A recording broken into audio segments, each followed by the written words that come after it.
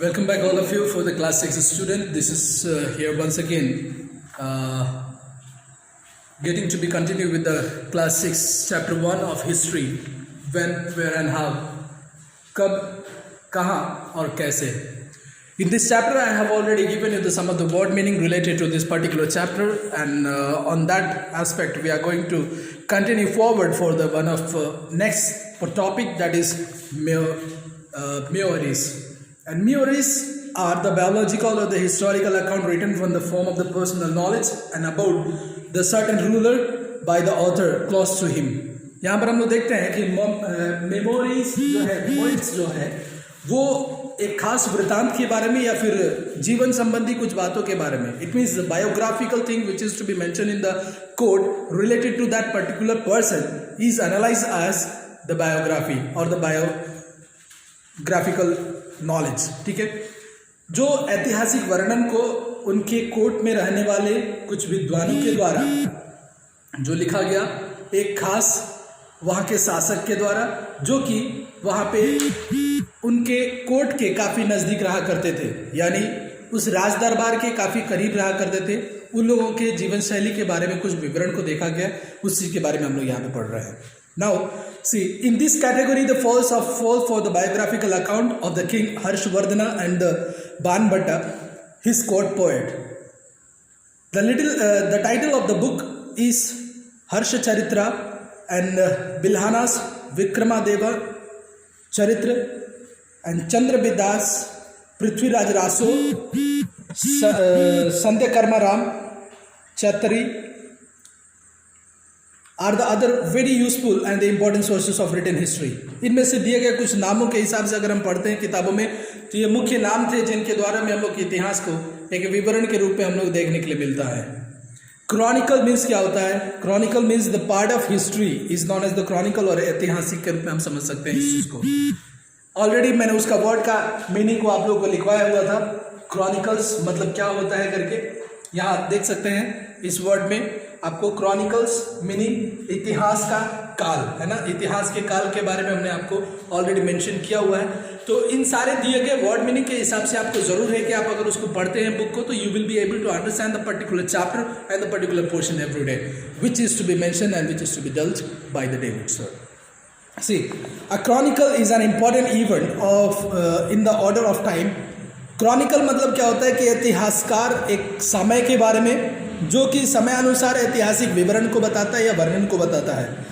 जिस were kept by the certain rulers in the court, ये किसी राजा महाराजा के कोर्ट के अंदर में संरक्षित करके रखा गया था. जो क्रॉनिकल इतिहास काल के घटनाओं को संबोधित करता है. For example, Abul Fazl an eminent historian in Akbar's court who wrote the two important chronicles, namely Ain-i-Akbari and Akbarnama. The first one informed us about the legal and the revenue system in Akbar's time, while the second one tells about the Akbar's life and about the other Mughal generals. यहाँ पर दो पुस्तकों के बारे में यहाँ पर वर्णन किया जा रहा है. उनमें से पहला एक पुस्तक के बारे में जो वर्णन किया है वो आइन-ए-अकबरी और एक अकबरनामा. आइन-ए-अकबरी मतलब क्या होता है कि इसमें यहाँ पे खास करके उस ज़माने में जो लीगल वे में वहाँ का जीवन व्यापन किस तरीके से होता था और उनका रेवेन्यू सिस्टम क्या था, अर्थव्यवस्था में किस तरीके से अपने जीवन व्यापन को कर रहे होते थे लोग, उस चीज़ के बारे में. वहाँ पे टैक्स को देने का क्या प्रोसीजर था, फसलें जो भी होती थी उन फसलों को किस तरीके से व्यापार में उतारा जाता था, व्यापार में डालने के बाद में जितनी भी पैसा अगर सरकार के पास में आती थी, यानी उन राजा महाराजा के पास में आती थी, तो उसका कितना परसेंट टैक्स जो है उनको अपने गवर्नमेंट के अंदर में देना होता था. This all thing has been mention over the Akbari, है ना. एंड द अकबरनामा जो है वो एक अलग पुस्तक है, या जो एक अलग सेकंड कहानी है जिसमें आपको वर्णन देता है कि अकबर के लाइफ के बारे में, अकबर का जीवन के बारे में, और उसके बाद में जितने भी आए मुगल शासकों के बारे में उसमें विवरण दिया गया है. Travellers and the account of the foreigners. Travellers के बारे में हमने ऑलरेडी यहाँ पे बताया है आपको, है ना. यात्रा का विवरण किस तरीके से किया गया है. जो परदेशी थे, यानी पहले के ज़माने में ऐसा हुआ करता था कि जो भी अलग अलग देशों से हमारे भारत देश में खास करके लोग यहाँ पे पहुँचने का मेन रीज़न क्या था कि our motherland was very much fertile because of the land of particular rivers and the river basins. All the other small villages or the towns were settled down on that particular region on the basin of river valleys only, है ना. जितने भी घाटी थी उसी के पास में अपना लोग घर वगैरह बसा रहे थे, जिसके कारण क्या होती थी कि घर में उस जगह पर फसलों की खेती जो होती थी अच्छे पैमाने पे होती थी, ठीक है. और जिसका एक सबसे बड़ा रीज़न क्या था कि उन लोगों को surplus amount of foods and crops were available as per their expectation. जितना वो उम्मीद करते थे उससे कई गुना ज़्यादा उनके पास में फसलें हो पाती थी, जिसका कारण होता था क्या कि वो लोग आसान तरीके से भोजन का और फसलों का व्यापार कर पा रहे थे, ठीक है. तो यहाँ पे हम लोग देखते हैं कि Greek historian Herodotus in the book of Historica has been given an account of invasion of India by Darius in the 6th century BCE, है ना. यहाँ पे एक ग्रीक इतिहासकार के द्वारा हमारे इतिहास की पुस्तक के कुछ पन्नों पर इसी को जिक्र किया गया है. अगर हम देखते हैं तो हिस्टोरिका के किताब में इसी को बताया गया कि इंडिया में किस तरीके से डायरस के समय में यानी 6th सेंचुरी में इंडिया को किस तरीके से उद्घोषित किया है. Historian Arian's account relates in invasion of Alexander in the 4th century BC. Megasthenes and the Greek ambassador in the court of Chandragupta Maurya, who wrote the famous book Indica, which gives us the information about the Mauryan rulers in the 4th century BC. यहाँ पर दिया गया कि अलग अलग पुस्तकों के द्वारा वृत्तांतों को दिखाया जो भी ट्रैवलर्स बाहर से आए थे हमारे भारत में व्यापार के वास्ते, उन लोगों का शैली क्या था, उन लोगों का विचारधारा क्या था, उसके ऊपर यहाँ पे मेगास्थनीज के द्वारा लिखा गया. यहाँ पे कुछ पुस्तकें हैं जिनको चंद्रगुप्त के कोर्ट के अंतर्गत जो ग्रीक एम्बेसडर था उनके हर एक बातों का विवरण यहाँ पर दिया गया है ना, जो कि मौर्यन रूलर के अंतर्गत 4वीं सदी में इसको दर्शाया गया. Fahien the another Chinese historian visited India in 5th century. हमारे भारत में 5वां एक अगला आदमी आया, वो कौन था? फाहियान, जो चाइना का रहने वाला था. During this time the Chandragupta second was as a ruling party, है ना. चंद्रगुप्त मौर्य का सेकंड जो था पार्ट उस समय यहाँ पे शासन कर रहा था हमारे भारत में. अनदर चाइनीज स्कॉलर, एक बहुत ही चाइनीज का बहुत ही प्रचंड विद्वान एक दूसरा आया ह्यूआन तुसांग के नाम से, है ना. तो वो 7वीं सदी में आया, जो कि हमारे भारत में रह करके studied at Nalanda university and has given the detail account of Harsha's time and his religion and administration, है ना.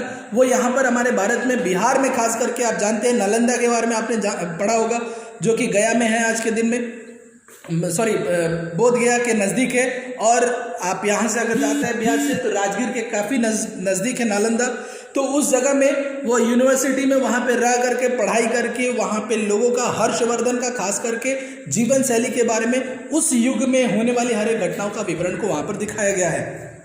Similarly Al-Biruni and the Arabic historian came to India in the 11th century and CE along with the Muhammad Ghazni, who wrote his famous book, the title Tariq-e-Hind और किताबुल हिंद.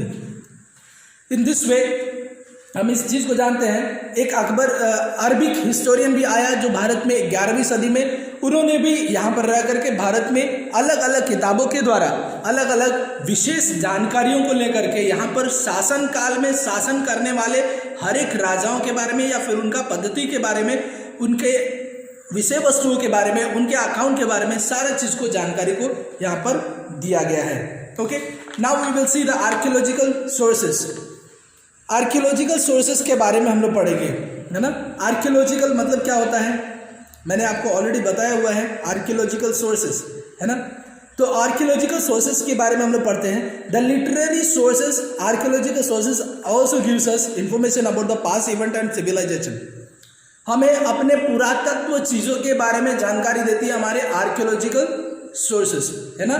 जो हमारा monuments वगैरह है ना, जो हमारे स्मारक वगैरह है, ये सारे चीज़ें, और खास करके उस समय के अंतराल किस प्रकार के कॉइन का संचलन था, जीवन यापन करने के लिए लोगों के पास में क्या मुख्य स्रोत था, इन सारे चीज़ों का विवरण यहाँ पर हम लोग आर्कियोलॉजिकल सोर्स के अंतर्गत देखते हैं.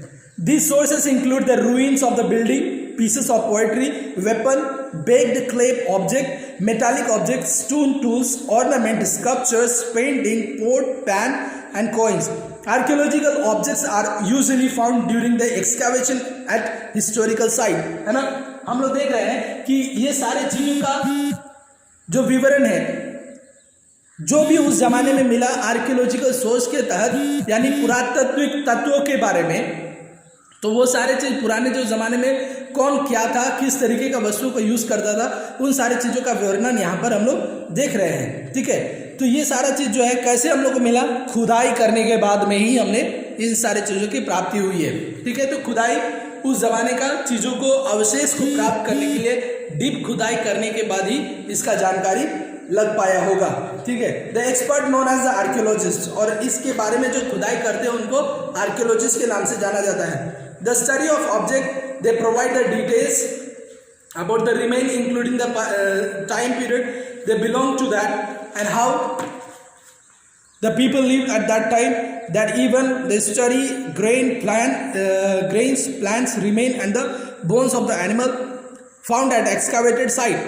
This can provide the further details about the food and the livelihood aspect of the religious belief. है ना, ये हम जानते हैं कि एक्सकावेशन के बाद में, खुदाई के बाद में हमें उसी के बारे में जानकारी मिलती है कि विशेष वो व्यक्ति किस तरीके का जीवन जी रहा होता है, और अवशेष के द्वारा हम उसके हर एक बातों का विवरण को लगा सकते हैं कि लोग का जीवन शैली क्या था।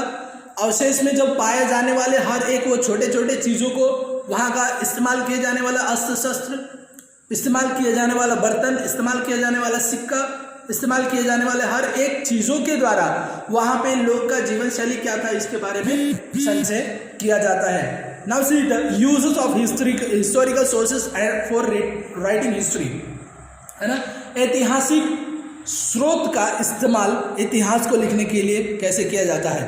Literary and archaeological sources both provide the information required to write history, है ना, कुछ साहित्यिक और कुछ भौतिक रूप में चीज़ों का इस्तेमाल इतिहास को लिखने के लिए किया जाता है।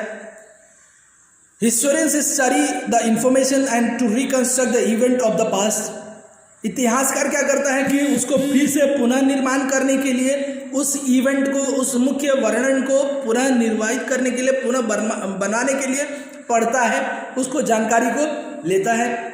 Using the clues provided by the various sources, हर एक छोटे छोटे सुराग के द्वारा वो हर एक छोटे छोटे अहम भूमिका को पहचानता है। हिस्ट्री इज दस the sequence of the event ascertained in the light of their study by the historians. The accurately interpreted history, the historians must consider all the sources available and must not impose their own thought or ideas on the information they provide. They should use both type of the sources to confirm their interpretation and ensure an impartial treatment. है ना, हर एक प्रकार के विचारधाराओं को प्रस्तुत करने से पहले इतिहासकार को ये जानना जरूरी होता है कि किस समय में किस चीज़ को कहाँ पर दर्शाया गया। उनके पास में मिले हुए हर एक छोटे से छोटे सबूत को वो इकट्ठा करते हैं और उसको पेश करने के पहले जांच पड़ताल करते हैं, तभी जाकर के इतिहास के पन्नों पर उसी को दर्शाया जाता है।